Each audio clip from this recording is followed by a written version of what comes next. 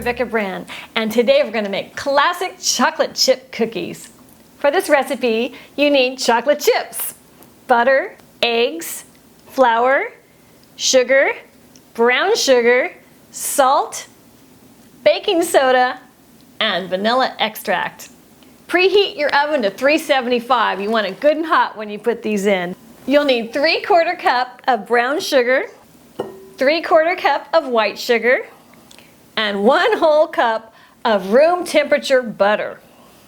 So we're going to mix this up, and this is called creaming your butter into your sugar. You can use a mixer if you want, but this is just really easy too. Now you're going to crack 2 eggs into your mixture. Put your thumbs in the middle, let out that yolk. 1 and 2.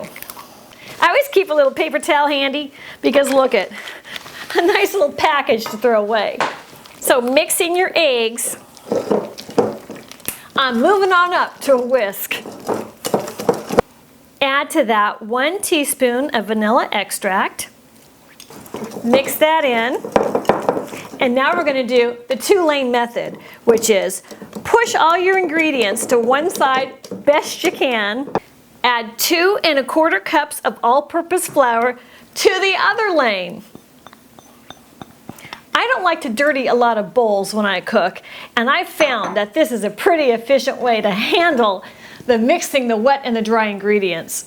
Add in 1 teaspoon of salt to Mr. Dry Lane and 1 teaspoon of baking soda, and mix those dry ingredients up together because you want to incorporate the salt and the baking soda into your flour. And then you incorporate the rest of your ingredients together, mixing in the wet to the dry. And when you've worked most of that flour in, you're going to add your chocolate chips. So we add 2 cups of them, 1, 2, and a little more as the case may be, and mix it up. You know, I use a recipe on the back of that bag, and this is why. I figure they're in the business of making the best chocolate chip cookies in the world. They're going to know their business. I've tried other cookie recipes. Some say add more vanilla or add extra chocolate chips. So you can play with your recipe and get creative. But this is a never-fail recipe. It is the most classic recipes of chocolate chip cookies. And that sure works for me. To get a batch of cookies to cook evenly, you got to have the same size little drops of the cookie dough. So I'm taking 2 spoons from my kitchen drawer, and I'm eyeballing it. If you put them too close to each other, they're going to stick like Siamese twins, and I don't want that. For a standard baking sheet, you're going to have 3 rows of 3 droplets of your batter.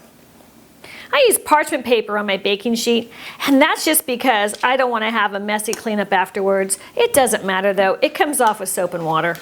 If you get a little runt, add a little extra. Make him the size of his little siblings. Now, if you wanted them perfectly round, take your little balls and make them round.